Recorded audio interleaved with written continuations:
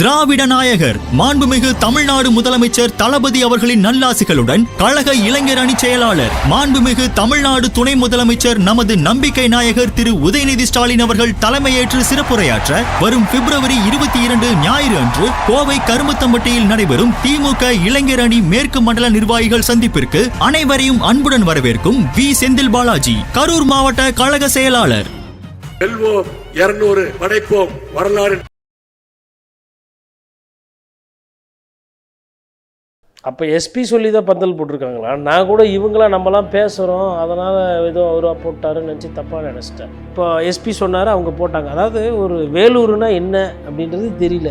வேலூரில் வெயில் எப்படி மண்டை மேலே அடிக்கும்ன்றது புரியல. திருப்பி மறுபடியும் 12 to 3 தான் கேட்டுக்கிறாங்க போல். இவங்களுக்கு இந்த ராகு காலம் யமகண்டம்லாம் ரொம்ப பிடிக்கும் போல். எனக்கு அதில் பெரிய நம்பிக்கை இல்லை. பட் ஆனால் அந்த வைக்கிற டைம்லாம் பார்த்தா இப்படி தான் இருக்குது. அந்த 12 to 3 எதுக்கு திருப்பி வெயிலில் போய் இப்போ இவர் வந்தவரெலாம் அந்த வண்டி ஏசியில் இருக்க போகிறாரு. அது வேலூர் இருந்தாலும் வெயிலூர் இருந்தாலும் அதை பற்றி கவலை கிடையாது. மேலே வந்துட்டு ஒரு 20 நிமிஷம் நிற்க போகிறாரு, இல்லை 25 நிமிஷம், அவ்வளோதான். ஆனால் அவங்களோட நிலைமை ட்ரோனை பிறகு வைட் ஆங்கிள் அப்படியே காட்டணும், 360 டிகிரியில் அப்படி காட்டினோன்னா எம்மா பெரிய மாசு பார்த்தியா, எவ்வளோ பெரிய கூட்டம் பார்த்தியா, எம்மா அப்படின்னு அதை வைப்பு பண்ணி சாங் ஆக்கி அதில் அப்போ சவுண்டெல்லாம் ஸ்பீக்கர் வைக்க தெரியுது. ஆனால் பந்தல் போட தெரில. ஏன் ஸ்பீக்கர் வைக்கிறீங்க? அப்போது இவங்களோட அந்த மனநிலை என்பது பேச்சு குறைவாகவும் சேட்டை அதிகமாகவும் இருக்குது. எனக்கு என்ன சந்தேகம்னா, பந்தல் போட்டால் ஆர்வத்தில் ஏறி பந்தல் மேலே வந்து நின்னா என்ன பண்ணுவீங்க? அதை யோசிக்கணும். நீங்கள் தான் விஜய்க்கு பயந்து ஷேர் ஆட்டோவில் ஏற்றுற மாதிரி திமுக ஸ்டாலின் அவர்கள் கூட்டணி ஏற்றிக்கிட்டே இருக்கிறாருன்னு ஆதரவு சொல்கிறாரு. ஷேர் ஆட்டோவில் போனால் போய் சேர வேண்டிய இடத்துக்கு போய் சேரலான்றது ஏறுறவங்களுக்கு தெரியுது, ஏறுறாங்க. நீங்கள் பெரிய பஸ் வச்சுக்கிங்க, அந்த பஸ்ஸை பார்த்தா பயமாகுது, ஏறலை.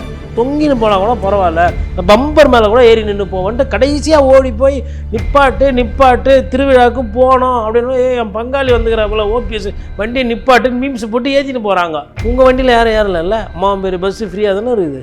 எத்தனை பேர் வந்தாங்க? விஜய் விஜய் வெல்லுவா. இப்போ பாரு, ஒரு நாளைக்கு 3 தொகுதி கவர் பண்ணிட்டாருன்னு வச்சுக்கோங்களேன். நான் என்ன பண்ணுறது? அப்போ இந்த அம்பையர்லாம் வந்து கை கட்டி சாரி மை டிசிஷன் இப்படி பண்ணிவிட்டு நான் என்ன பண்ணுவேன்? விஜய் அண்ணா 230 தொகுதி போட்டேன், கோட்டீஸ்வரன் பண்ணது தப்பு. லிபர்ட்டி தமிழ் நேயர்களுக்கு வணக்கம். இன்றைய நேர்காணலில் நான் சந்திக்க இருப்பவர் பத்திரிகையாளர் கோட்டீஸ்வரன் அவர்கள். வணக்கம் சார். வணக்கம். நேயர்களுக்கு அன்பு வணக்கம். ஒவ்வொரு கட்சிகளும் கூட்டணியை முடிவு பண்ணுறாங்க. இப்போ திமுகவில் தேமுதிக வந்துடுச்சு, ஓபிஎஸ் வந்துட்டாங்க. எடப்பாடி பழனிசாமி இன்னொரு புறம் பேச்சுவார்த்தை நடத்திட்டு இருக்கிறாரு. இப்போ தாவேக்கா இன்னும் மக்களை சந்திக்கலை. இப்போ கடந்த சேலம் கூட்டம் கூட நிர்வாகிகள் கூட்டமாக மாற்றிட்டாங்க, மக்கள் பரப்புரையாக இருந்தது. இப்போ வேலூரில் அதே மக்கள் பரப்புரை மீண்டும் நிர்வாகிகள் கூட்டமாகவே மாற்றிட்டாங்க. இந்த முறை அனுமதி கேட்க போகும்போது முதல் வார்த்தை எஸ்பி கேட்டது, பந்தல்லாம் போடுங்க ஒழுங்க, ஏன்னா கடந்த முறை சேலத்தில் நடந்தது பார்த்தீங்களான்னு சொல்லி ஒரு எச்சரிக்கை கொடுத்துருக்கிறாரு. இப்போ 4900 பேருக்கு QR கோடு மூலமாக மீண்டும் அந்த கூட்டம் நிர்வாகிகள் கூட்டமாக நடத்தப்பட இருக்குது. இந்த விஜயுடைய அரசியல், இந்த கூட்டத்தை குறித்து உங்களுடைய பார்வை என்ன? அப்போ எஸ்பி சொல்லி தான் பந்தல் போட்டிருக்காங்களா? நான் கூட இவங்களாம் நம்மலாம் பேசுகிறோம், அதனால் ஏதோ அவராக போட்டாருன்னு நினச்சி தப்பாக நினச்சிட்டேன். அனுமதி கேட்க போகும்போதே சேலத்தில் பார்த்தீங்களா, ஏன் பந்தல் போட மாட்டீங்கன்னு கேட்குறாங்க. முதல் கேள்வியே மன்னிக்கணும். நான் 2 நாளாக நான் பேசுகிறத நம்ம பேசுகிறத அவங்க பார்க்குறாங்க, அரசியல் கற்றுக்குறாங்கன்ட்டேன். அப்போ அரசியல் கற்றுக்கல. எஸ்பிக்கு தான் நன்றி. காவல்துறை சொல்லி தான் கேட்டிருக்காங்கன்னா நீங்கள் எஸ்பி கேட்குறதுக்கு முன்னாடி நீங்கள் பல இல்லை போலீஸ் சொல்லவே தான் போட்டிருக்கிறாங்கன்னு தான். நம்ம பேசுகிறத எங்கே அவங்க கேட்க போகிறாங்க? அதனால அவங்க அரசியல் புரிஞ்சால் புரியும், அது ஓகே. அவங்க அப்படி இருக்கிறதா டிஎம்கே ஏடிஎம்கேக்கு நல்லது, ரைட்டு. இப்போ எஸ்பி சொன்னார், அவங்க போட்டாங்க. அதாவது ஒரு வேலூர்னா என்ன அப்படின்றது தெரியல. வேலூரில் வெயில் எப்படி மண்டை மேலே அடிக்கும்ன்றது புரியல. அரசியல்லாம் அப்புறம் ஃபஸ்ட்டு ஒரு ஊருக்கு போகிறோன்னா வேலூர்னால் என்ன, பாகாயம் இருக்குது. அதுக்கப்புறம் அந்த சைடு லாஸ்ட்டில் போனால் கேவி குப்பம், இந்த சைடு போனால் உங்களுக்கு ஆந்திரா பார்டரு. அதுக்கப்புறம் போகிறதுக்கு முன்னாடியே விசாரம், மேல் விசாரம்லாம் வரும். அதுக்கப்புறம் தாண்டி இந்த சைடு போனால் திருப்பத்தூர். அப்போ ஒரு இடம்னு எடுத்தால் அதோட டோப்போகிராஃபி தெரியணும். அப்புறம் வாணியம்பாடி, ஆம்பூர் இருக்குது. இப்போ காலையில் போய் இதெல்லாம் பண்ணி டென்ஷன் பண்ணுறத விட ஒரு மதியமாக போயிட்டு நல்ல பிரியாணி சாப்பிட்டுட்டு ஆம்பூரில், அதுக்கப்புறம் ஒரு 4 மணிக்கு ஒரு 2 மணிக்கு ஒரு 3/4 மணி நேரம் நல்லா குட்டி தூக்கம் போட்டுட்டு நோட்ஸை திருப்பி மறுபடியும் ஒரு வாட்டி ப்ரிப்பேர் பண்ணிட்டு ஒரு 4:30 மணி இல்லை 5 மணிக்கு போயிட்டு நின்று ஒரு 6 மணிக்கு கூட்டத்தை முடிச்சுட்டு போயிட்டாருன்னா எதுவுமே இருக்காது. ஆனால் அவங்க அதை பண்ண மாட்டாங்க. நம்ம சொல்கிறது எல்லாமே யதார்த்தம். எதை எங்கே பண்ணணும், எதை எங்கே வாங்கணும். வரும்போது கூட அங்கே வழியில் இது இருக்கும், இனிப்பு முட்டை இருக்கும். அதை கூட வாங்கி தொண்டர்களுக்கெல்லாம் கொடுக்கலாம். அப்போது ஒரு ஒரு ஒரு நிகழ்ச்சின்னா எங்கே போகிறோம், எந்த மாவட்டம், அங்கே என்ன பேசணும், எந்த டைமில் இது பண்ணோம், திருப்பி மறுபடியும் 12 to 3 தான் கேட்டுக்கிறாங்க போல். இவங்களுக்கு இந்த ராகு காலம் யமகண்டம்லாம் ரொம்ப பிடிக்கும் போல். எனக்கு அதில் பெரிய நம்பிக்கை இல்லை. பட் ஆனால் அந்த வைக்கிற டைம்லாம் பார்த்தா இப்படி தான் இருக்குது. அந்த 12 to 3 எதுக்கு திருப்பி திருப்பி வெயிலில் போய், இப்போ இவர் வந்தவரெலாம் அந்த வண்டி ஏசியில் இருக்க போகிறாரு. அது வேலூர் இருந்தாலும் வெயிலூர் இருந்தாலும் அதை பற்றி கவலை கிடையாது. 25 நிமிஷம் மேலே வந்துட்டு ஒரு 20 நிமிஷம் நிற்க போகிறாரு, இல்லை 25 நிமிஷம், அவ்வளோதான். 25 நிமிஷம் வெயிலில் நிற்க போகிறாரு. ஆனால் அவங்களோட நிலைமை இப்போ பந்தல் போட்டிருக்கிறாங்க, ரைட், அது வரலாம் சந்தோஷம். இது வழக்கமாக என்னன்னா அப்படி ட்ரோனை பறக்க விடணும். மேலே ட்ரோனை பறக்க விட்டு வைட் ஆங்கிள் அப்படியே காட்டணும். இந்த 360 டிகிரியில் அப்படி காட்டினோன்னா எம்மா பெரிய மாசு பார்த்தியா, எவ்வளோ பெரிய கூட்டம் பார்த்தியா, எம்மா அப்படின்னு அதை வைப்பு பண்ணி சாங் ஆக்கி அதில் அப்போ சவுண்டெல்லாம் ஸ்பீக்கர் வைக்க தெரியுது, ஆனால் பந்தல் போட தெரில. ஏன் ஸ்பீக்கர் வைக்கிறீங்க? ஏன்னா அந்த வைப்பு இப்போ தான் ஸ்பீக்கர் வச்சு பாட்டு டும்மு டுப்பு டிஜே போட்டால் தான் வைப் ஆகுங்க. இப்போ நாங்கள் இப்போ பார்த்தீங்கன்னா இந்த ரெஸ்டோ பார்லேயே 2 விதமாக இருக்கும். சிந்தனையாளர்கள் இல்லை கெஃபே கூட எடுத்திங்கன்னா 2 விதமாக இருக்கும். சிந்தனையாளர் இல்லை எழுத்தாளர் இல்லை வந்து ஒரு வியாபாரம் பேசுகிறாங்க அப்படின்னா அவங்க என்ன பண்ணுவாங்கன்னா பின் ட்ராப் சைலன்ஸ் இருக்கும். அவங்களும் போய் காஃபியெல்லாம் குடிப்பாங்க, ஒரு மீட்டிங் அட்டன் பண்ணுவாங்க. அங்கே வந்து பார்த்திங்கன்னா இன்டர்நெட் இருக்கான்வாங்க, ஒரு லேப்டாப் வச்சு அமைதியாக வேலை பார்த்துட்ருப்பாங்க. அவங்களும் காஃபி குடிப்பாங்க, இல்லை ஒரு ரெஸ்டோ பாரில் உட்காந்துருப்பாங்க. இதே 18-21 வயசு போது உள்ளே வரும்போது வா ப்ரோ ஆன் தி ராக்ஸ் அப்படின்பா. அது ஆன் தி ராக்ஸ்ன்னு அர்த்தம் சொல்கிறானா, இல்லை டான்ஸ் ஆட போகிறானா, இல்லை என்ன பண்ண போகிறான்னு தெரியாது. அது வந்து பக்கத்திலே பேச முடியாது, காதுகிட்ட போய்ட்டு ஊன்னு தான் பேசணும் அந்த மாதிரி. அப்போது இவங்களோட அந்த மனநிலை என்பது பேச்சு குறைவாகவும் சேட்டை அதிகமாகவும் இருக்கணும். அது வந்து அதுதான் விரும்புகிறாங்க. கிட்டத்தட்ட இப்போ அதில் காம்ப்ரமைஸ் பண்ண சொல்கிறாங்க போலீஸ், பந்தல்லாம் போடுங்க அப்படின்பது. இப்போது எனக்கு என்ன சந்தேகம்னா, பந்தல் போட்டால் ஆர்வத்தில் ஏறி பந்தல் மேலே வந்து நின்னா என்ன பண்ணுவீங்க, அதை யோசிக்கணும். இந்த முறை ஒரு உயிர் கூட போகக்கூடாதுன்னு கவனமாக இருக்கிறாங்க. எஸ்பி ஐயாவுக்கு நெஞ்சார்ந்த நன்றி, அதிலலாம் மாற்று. தாவேக்க கவனமாக இருக்கிறாங்க, ரைட்டு. அது இப்போ தொண்டர்கிட்ட சொல்லணும். அதாவது அடிப்படையில் ஒரு உண்மை என்னென்னா வந்து இப்போது ஆன்லைனில் அப்ளிகேஷன் வாங்குறாங்க, ஃபார்மு நிறைய பேர் சப்மிட் பண்ணலன்ற மாதிரி ஒரு விஷயம் வருது. 1000 பேருக்கு 5000 பேர் தான் கொடுத்துருக்காங்க. அதை ஏன் இன்னும் வெளியில் சொல்லலை வெளிப்படையாக எவ்வளோ பேர் அப்ளை பண்ணியிருக்காங்கன்னு? 50,000 பேருக்கு மேலே ஃபார்ம் வாங்கினாங்கன்னு உங்களுக்கு பிடிச்ச ஊடகவியலரெலாம் வச்சு வந்து பயங்கரமாக பேசுனீங்கல்ல. எத்தனை ஃபார்ம் வந்திருக்கு, எவ்வளோ பேர் பணம் கட்டியிருக்கிறாங்கன்றது சொல்லலாம்ல. அப்போது இல்லை நேர்காணல் எப்போ நடத்த போகிறீங்க? உங்களுக்கு தான் கூட்டணி தான் யாரும் வரமாட்டேன்றாங்கல்ல. உங்களுக்கு இப்போ என்ன பிரச்சனை? வேட்புமனு தாக்கல் வாங்கி வேட்பாளர் இப்போ போகிறார்ல வேலூரில், வேட்பாளர் அறிவிக்கலாம்ல அவர். இப்போ ஸ்டாலின் அவர்களால் வேட்பாளர் அறிவிக்க முடியுமா? வாய்ப்பு இல்லை. ஏன்னா குழு போடல, வேலூரில் யார் நிற்க போகிறாங்க என்ன எதுவும் தெரியாது. இல்லை ஐயா திரு முதலமைச்சர் ஸ்டாலினால் முடியாது. இல்லை எதிர்க்கட்சி தலைவர் எடப்பாடி பழனிசாமி வேட்பாளர் இப்போ அறிவிக்க முடியுமா? ஏன்னா எந்த தொகுதி யாருக்கும் பங்கிட முடியல. ஆனால் விஜய் அவர்கள் நினச்சா முடியுமா? நீங்கள் தான் விஜய்க்கு பயந்து ஷேர் ஆட்டோவில் ஏற்றுற மாதிரி திமுக ஸ்டாலின் அவர்கள் கூட்டணியை ஏற்றிக்கிட்டே இருக்கிறாருன்னு ஆதவர்ஜுனா சொல்கிறாரு. ஷேர் ஆட்டோவில் போனால் போய் சேர வேண்டிய இடத்துக்கு போய் சேரலான்றது ஏறுறவங்களுக்கு தெரியுது, ஏறுறாங்க. நீங்கள் பெரிய பஸ் வச்சுக்கிறீங்க, அந்த பஸ்ஸை பார்த்தா பயமாகுது, ஏறல. 2 பஸ் இருக்குது தமிழ்நாட்டில். ஒன்று டிஎம்கே பஸ்ஸு ஃபுல்லாக இருக்குது. பஸ்ஸில் ஷேர் தொங்கின்னு போனால் கூட பரவாயில்ல, சரி ஷேர் ஆட்டோ எது வேணால் வச்சுக்கோங்க, தொங்கின்னு போனால் கூட பரவாயில்ல, இந்த பம்பர் மேலே கூட ஏறி நின்று போவோன்ட்டு கடைசியாக ஓடி போய் நிப்பாட்டு திருவிழாவுக்கு போனோம் அப்படின்னு என் பங்காளி வந்துக்கிறாப்புல ஓபிஎஸ் வண்டியை நிப்பாட்டுன்னு மீம்ஸ் போட்டு ஏற்றின்னு போகிறாங்க. நிற்கிறியா இல்லை குத்துவா அப்படின்ற மாதிரி. நம்ம மதுரையிலலாம் பார்த்திங்கன்னா அது ஒரு விசேஷமாக இருப்பாங்க. அப்புறம் ஒன்று நிப்பாட்டி கயிறு போட்டு ஒரு மீம்ஸ் ஒன்று பார்த்தேன், கயிறை போட்டு ஏற்றி அதுக்கப்புறம் போகிறாங்க. உங்கள் வண்டியில் யாரும் ஏறலைல்ல, அம்மா பேர் பஸ்ஸு ஃப்ரீயாக தானே இருக்குது. எத்தனை பேர் வந்தாங்க? சமூக நீதி, பெரியார், அம்பேத்கர்லாம் பேசுனீங்களே, ஏன் ஒரு சிறுபான்மையினர் கட்சி இல்லை ஒரு இஸ்லாமியர் இயக்கம் ஏதோ ஒருத்தர் தோழமை கட்சி யாருன்னா ஒருத்தர் வந்தாங்களா? சும்மா அந்த கட் அவுட் வண்டி வச்சிங்கன்னா அப்படிலாம் ஏற்றுக்க மாட்டாங்க ஜனங்க, தெரியும். அதனால தான் அவரும் என்னென்னமோ பண்ணி பார்த்துட்டாரு. பெரியார் சொன்னார், அண்ணாவை சொன்னார், காமராஜர் இழுத்தார், பாட்டி வேலுநாச்சியாரை இழுத்தார், அதுக்கப்புறமா வந்து இன்னொரு பாட்டியை கொண்டு வந்து விட்டாங்க. அப்புறம் அம்மையார் ஜெயலலிதா பேரையும் சொல்லி பார்த்துட்டாரு. எது சொல்லி யாரும் கூட்டணிக்கு வரமாட்டுறாங்க. சரி, வைரத்தை இழந்தோம், வைரத்தை இழக்க மாட்டோம், தங்கத்தை தொலைச்சோம், விஜயை தொலைய மாட்டோம், விஜயகாந்த் அவர்களை இழந்தோம், விஜயை தூக்கி பிடிப்போன்னு சொன்னவங்களும் கடைசியில் எங்கே போயிட்டாங்கன்னா அவங்களும் அனாரிவாளத்துக்கு போயிட்டாங்க. அப்போது விஜய் அவர்கள் வந்து அநேகமாக நான் என்ன நினைக்கிறேன்னா ஒரு 4 பேர் ஒண்டி காங்கிரஸ்லேருந்து தப்பிச்சு ஓடி வந்து இங்கே சேருவாங்கன்னு மேபி இருக்குது. மாணிக்கம் தாக்கூர் நீங்கள் எழுதி வச்சுக்கோங்க, தமிழ்நாட்டில் மாணிக்கம் தாக்கூர் இனி எந்த தொகுதியிலும் ஜெயிக்க முடியாது.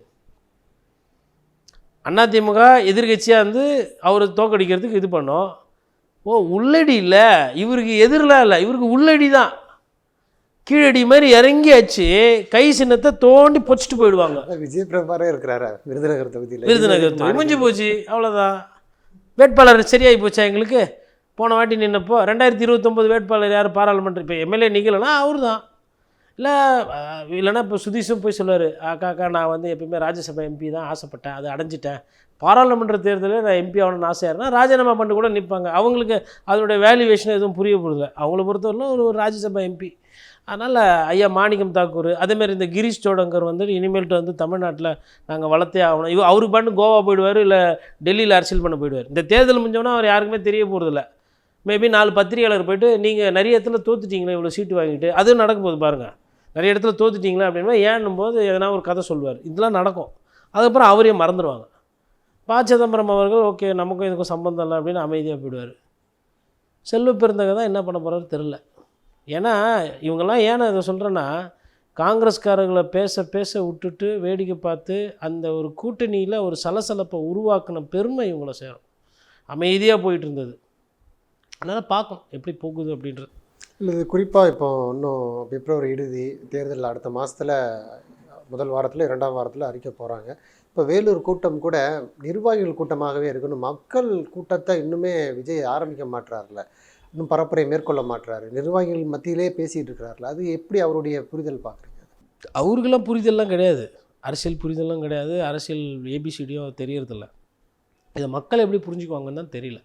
மக்கள்னால் நான் மக்களை 2ஆக பிரிக்கிறேன். ஒன்று ரசிகர்கள், அவங்களும் மக்கள் தான்.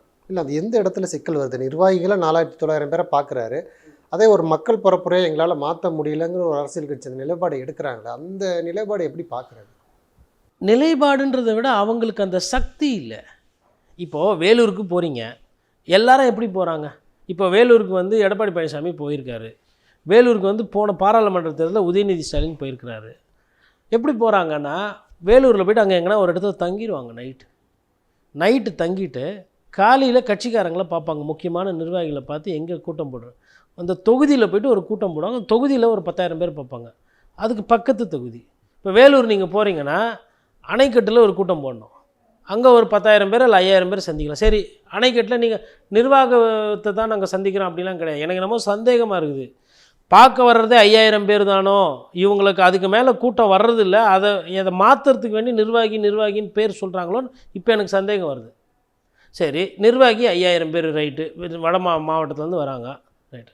ஏன் அணைக்கட்டில் வந்து ஒரு கூட்டம் போட்டுருக்கலாமே, வாணியம்பாடியில் ஒரு கூட்டம் போட்டுருக்கலாமே, ஆம்பூரில் ஒரு கூட்டம் போட்டுருக்கலாமே. நான் என்ன கேட்குறேன்னா, ஒரு அரசியல்வாதி போனீங்களே, வேலூருக்கு போகிறீங்களே, ஒரு 4 நாள் தங்கிட்டு அங்கேயே சரி இந்த ஸ்ரீபுரம் அந்த ஓகே அந்த கோயில் உங்களுக்கு செட் ஆகாது, இல்லை வேறு எதனா அங்கே பக்கத்தில் எதனா ஒரு நல்ல ஒரு சர்ச்சோ இல்லை ஒரு நல்ல உங்களுக்கு பிடிச்சா மாதிரி ஒரு திருவண்ணாமலை ஏதோ ஒரு கொஞ்சம் குளிராக இருக்கிற இடமா பார்த்து, ஏற்காடு இந்த திருவண்ணாமலை அங்கே ரூம் போட்டுக்கினா கொஞ்சம் சார் குழுன்னு இருக்கணும், அங்கே தங்கிட்டு கூட மலையிலேருந்து கீழே இறங்கி வந்து அந்தந்த ஊர் பக்கத்தில் கூட்டம் போடலாம் இல்லையா? திருவண்ணாமலையில் ஒரு 2 கூட்டம், வேலூரில் ஒரு 3 கூட்டம், ஒரு கூட்டத்துக்கு ஒரு 5,000 பேர் வச்சா கூட 25,000 பேர் 25,000 பேராக இருக்கிறாங்க நிர்வாகி உங்கள் கட்சியில், முன்னணி நிர்வாகிகள் சந்திக்கிறதுக்கு. அப்போது இதெல்லாம் பிளானு. இந்த கணக்கை வந்து காட்டிட்டு எங்கள் ஐயா போனார், பிரச்சாரம் பண்ணார், ஓட்டு கேட்டார். அவர் தெருவாக போய் ஓட்டு கேட்க மாட்டார், தொகுதியாகவும் போகிறதில்ல. இல்லை, அமெரிக்கா மாதிரி வீடியோ கால் மூலமாக தான் 219 தொகுதியிலையும் ஓட்டு கேட்க போகிறதாக ஒரு தகவல் இருக்குது. கட்சியில் அமெரிக்காவுக்கு போயிட்டீங்களா, ட்ரம்ப் கிட்ட போயிட்டீங்க, இங்கே உள்ளூர் அரசியல்லாம் முடிச்சு களம் மாறுது இல்லையா? அரசியல் வந்து ஒரே மாதிரியான அரசியல் இல்லை. விஜய் தானே ட்ரெண்ட் செட்டராக இருக்கிறாரு. கரெக்டு, ட்ரெண்ட் செட்டர் தான். குட்டி பசங்களாம் வாழ்ந்துன்னு வீடியோ கேம்லாம் விளையாடினுங்கிறாங்க. நீங்கள் போடுற வியூஸு வீடியோ மீம்ஸு வைரல்ஸ்லாம் அதெல்லாம் போய் அவங்க வந்தவொடனே ஒரு 5 வருஷம் 2026 2031 அவங்களுக்குலாம் 20-22 வயசு வந்துடும். இப்போ 13-12 வயசில் இருக்கிறாங்க. அவங்க கரெக்டாக 18 வயசு வர்றதுக்கு இல்லை 15 வயசில் இருக்கிறவங்க கரெக்டாக 20-22 வயசு வர்றதுக்கு கரெக்டாக இருக்கும். 2031 விஜய் சார் இந்த பிரச்சாரம் பண்ணால் 2031 சிஎம் ஆகிடலாம். இல்லை, அவரை பார்த்து தான் நீங்கள் இப்போ ரேம்ப் வாக் வச்சு பிளைன் கிஸ் கொடுக்குறீங்க, அவரை பார்த்து தான் பண்ணுறீங்க. இதே போல் ஒரு வீடியோ மூலமாக பிரச்சாரம் பண்ணால் மீண்டும் அவரை பார்த்து நீங்கள் பண்ண வாய்ப்பு இருக்குது சார். அது தப்பு தான் சார். அவரை பார்த்து ரேம்ப் வாக்கு போனது தப்பு தான். பூனையை பார்த்து புலி சூடு போட்டுக்க கூடாது. புலி வேணால் பூனை வேணால் புலியை பார்த்து சூடு போட்டுக்கலாம். ஆனால் புலி பூனையை பார்த்து நமக்கு இந்த பூனைக்கிட்ட இது நல்லா இருக்கே, இதையும் நம்ம வரைஞ்சிக்கலாம், இல்லை சூடு போட்டுக்கலாம்னு போடக்கூடாது. புலியாக இருந்துக்கணும். யார் கொடுத்த ஐடியாவே எனக்கு தெரியாது, அது தப்பு தான். அவர் ரேம்ப் வாக்கெல்லாம் போகிறதுக்கு அவர் நடிகர் கிடையாது. அவர் முழு நேரம் அரசியல்வாதி, அரசியல் ஆளுமை. யார்? முதலமைச்சர் மு.க. ஸ்டாலின். அதேமாதிரி இந்த திமுக துண்டு வந்து அது அண்ணா கொடுத்தது, அண்ணா அறிமுகப்படுத்தினது. அதை தூக்கி இப்படி தூக்கி போடுறதெல்லாம் அது தப்பு. அது வந்து ஒரு துண்டை தூக்கி போடுறதுன்றது எப்போ போடுவாங்கன்னா, குத்து சண்டையில் துண்டை தூக்கி போட்டார் கோச்சுன்னா, என் மாணவன் அடி வாங்குறான், அடியாத நித்திரு அப்படின்றத அர்த்தம். அது ஆங்கிலத்தில் த்ரோயிங் த டவல்னுவாங்க. If you throw a towel அப்படின்னா என்ன அர்த்தம்னா யூ ரிசைனிங். அது என்ன கழுத்தில் துண்டை இது தூக்கி மேலே போட்டுங்கிற துண்டு எதுக்கு போடுறது? வேர்வை வந்தால் தொடச்சிக்கிறதுக்கு, ஒரு கௌரவத்துக்கு, அழுக்காகாமல் இருக்கிறதுக்கு போட்டுக்கிறது. துண்டை தூக்கி இன்னொருத்தர் மேலே தூக்கி போட்டுக்கிறேன். என்ன கலாச்சாரம் இது? யார் சொல்லி கொடுத்தது உங்களுக்கு? அதை நீங்கள் பண்ணுறீங்க. அப்போ இது வரும், அவரை பார்த்து இவர் பண்ணார், அது பண்ணியிருக்கக்கூடாது. அது அவ்வளோதான், அதோட முடிஞ்சு போச்சு. இப்போ எல்லா இடத்துலையும் அவங்க பண்ண, அவரே அதை விரும்ப மாட்டார். இதுக்கு முன்னாடி பண்ணதில்லை. இந்த வியூ வகுப்பாளர் இருக்கிறாங்களா, அவங்க பண்ணுற வேலை. சார் இப்படி பண்ணுங்கள் சார், சரி இப்படி பாருங்கள் சார், இப்படி பண்ணுங்கள் சார். இப்போ அந்த கட்சி 2 பேர் முக்கியம், இல்லை 3 பேர் அந்த கட்சியில் வளர்ச்சி. அதில் எம்ஜிஆர் அவர்கள் திரை கவர்ச்சி, அதை தனியாக வச்சுருங்க. மிச்சம் 2 பேர். அண்ணா சேவிங் பண்ணாத முகம், கரையாக இருக்கிற வேஷ்டி, ஒன்றும் பார்க்கறது பளிச்சுன்னெலாம் இருக்க மாட்டார் ஐயா. ஆனால் ஷார்ப்பாக இருப்பார். தமிழ் வாயிலேருந்து வந்தால் விளையாடும், உணர்வு விளையாடும். நம்ம தமிழன்னும் போது என்ன மதம், என்ன ஜாதி எல்லாம் மறந்து போயிடும். அது அறிஞர் அண்ணா. தலையில் முடியல, ஒரு கருப்பு கண்ணாடி, சும்மா பார்க்குறதுலலாம் கண்ணாடியை பார்க்குறது, ஃபுல்லாக எப்பயுமே பளிச்சுன்னு இருக்கிறது, அதெல்லாம் கிடையாது. ஏன் அவர் எதனா சிகை அலங்காரம், இல்லை வந்து சொக்கா அலங்காரம், இல்லை கோட்டு சூட்டு என்னைனா போட்டு பார்த்தோம். அவரே கிண்டம் என் தலை எவ்வளோ செய்ய முடியாதுன்றது. ஆமாம், யதார்த்தங்க. நான் இதான் இப்போ சூப்பர் ஸ்டார் ரஜினி இருக்கிறாரு. ரொம்ப நாளைக்கு முன்னாடியே முடி கொட்டினதோடு தான் வெளியில் வருவார். அவர் வந்து நினச்சிருந்தா ஒரு விக்கி வச்சுருக்கலாம்ல, இல்லை அவர் நினச்சிருந்தா இப்போ தான் அந்த முடியெல்லாம் நட்டுக்கிற அந்த நட்டு செடி நடுற மாதிரி நட்டு வாரிங்கன்னு வராங்களே, ஹேர் டிரான்ஸ்பிளான்டேஷன் பண்ணலையே. என்ன காட்டுது அது? நான் இப்படி தான், இதுதான் ஒரிஜினல். டூப்பு போட்டு இளமையாக காட்டிக்கணும், வலிமையாக காட்டிக்கணும்லாம் கிடையாது. இந்த 2 பேர் தான் நம்ம திமுகவுக்கு எடுத்துக்காட்டு. இதே அதிமுகவை எடுத்திங்கன்னா, எம்ஜிஆர் அவர்கள் கதன்னு இருப்பார். கலரு, சரியான கலரு. சினிமாவில் பார்த்து ரசிக்கிறாங்க. சரி, அவங்களுக்கு அப்படியே இருக்கணும், காட்சி தரணும், இப்படியே இருக்கணும் அப்படின்னா அது மெயின்டைன் பண்ணுறாங்க. அப்புறம் அம்மையார் ஜெயலலிதா நடிகையாக இருந்து வந்தவங்க, கலராக இருப்பாங்க. அதனால் அந்த ஒப்பனை அலங்காரம்லாம் போட்டுட்டு அந்த தோரணை அது மெயின்டைன் பண்ணாங்க. அப்போது ஒவ்வொரு கட்சிக்குன்னு ஒரு வழிமுறை இருக்குது, அதை மாற்றக்கூடாது. இப்போ விஜய் சார் பண்ணுறாருன்னா அவர் புதுசு எதனா பண்ண போகிறாரு, ஒரு தினுசாக பண்ணுவார், புதுசாக பண்ணுவார். நீங்கள் எதுக்கு அதை பார்த்து பண்ணுறீங்க?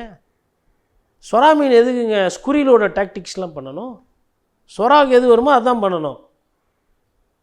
அது வந்து ஆங்கிலத்தில் சொல்லுவாங்க, a shark should not practice the tactics of a squirrelன்னுவாங்க. அணிலுக்கு எது வருமோ அதை அணில் பண்ணும், சொராக்கு எது வருமோ அதை சொரா பண்ணணும். சொரா போய் அணில் மாதிரிலாம் வந்து தாவின்னு கடலில் குச்சின்னு இருக்க முடியாது. அது இருக்கிறதே தெரியாது, அது வரும், அது வேலையை வச்சுட்டு போயிட்டே இருக்கும். அப்போ இதெல்லாம் தான் அங்கே சிக்கல். மற்றபடி பார்க்கணும், அது எப்படி எடுத்துகிட்டு போகிறாங்கன்றது பார்க்கணும். தாவேக்கா என்ன விதமான, ஆனால் அவங்க வந்து அந்த இப்போ தான் பந்தல் போடுற அளவுக்கு கிராஜுவேட் ஆகிக்கிறாங்க. தண்ணியெல்லாம் வேறு கொடுக்க போகிறாங்களா? உண்மையிலே சிறப்பான விஷயம், பரவாயில்ல, தண்ணிலாம் கொடுக்குறாங்க. ஆனால் அண்ணனை பார்க்குறதே அபூர்வம். அண்ணனை அந்த அபூர்வம் நடக்கும்போது தண்ணி கொடுக்க போகிறது இன்னும் ஒரு அபூர்வம். அதெல்லாம் வந்து உண்மையிலே நம்ம எவ்வளோ புண்ணியம் பண்ணியிருக்கோம் பார்த்தீங்களா? யாருன்னா வெளியிலேருந்து பார்த்தா நிலாலேருந்து தண்ணி எடுத்துலேருந்து கொடுக்குறாங்க போலன்னு நினச்சிக்கோங்க. அதெல்லாம் வந்து அரசியலில் வந்து இது கால கொடுமை. ஏன்னா மாநாடு இப்போ எல்லோரும் மாநாடு போடுற சீசன் இது. ஆனால் இவர் வெறும் மாநாடு போட்டுட்டு, இல்லை வெறும் இந்த கூட்டத்தை கூட்டிட்டு சட்டமன்ற தொகுதியாக விஜய் அவர்கள் போக மாட்டார் அப்படின்ற மாதிரி நான் சந்தேகப்படுகிறேன். பார்க்கணும், நாள் இருக்குது. ஒருவேளை கோச்சிங் திடீர்னு நானாக போக மாட்டேறேன், விஜய் வெளில வா, விஜய் வெளில வா. இப்போ பாரு, ஒரு நாளைக்கு 3 தொகுதி கவர் பண்ணிட்டாருன்னு வச்சுக்கோங்களேன், நான் என்ன பண்ணுறது? அப்போ இந்த அம்பையர்லாம் வந்து கை கட்டி சாரி தப்பாக சொல்லிட்டேன், மை டெசிஷன் இப்படி பண்ணிவிட்டு நான் என்ன பண்ணுவேன், விஜய் அண்ணா 230 தொகுதி போட்டேன், கோட்டீஸ்வரன் பண்ணது தப்பு அப்படின்னு சொல்லிட்டு இப்படி காட்டுவேன் ஃபஸ்ட்டு ஸ்க்ரீனு. அவங்க பார்த்தா பார் Vijay sir cover 234 assembly seats அப்படின்னும் நம்ம என்ன பண்ணுவோம், அப்படியே தப்பு கரெக்ட் அவுட்டு இல்லை நாட் அவுட்டு ஏதோ ஒன்று தீர்ப்பு என்னவோ அவருங்க என்ன தீர்ப்பு சொல்லணும் அதை பண்ணிட்டு போகணும்.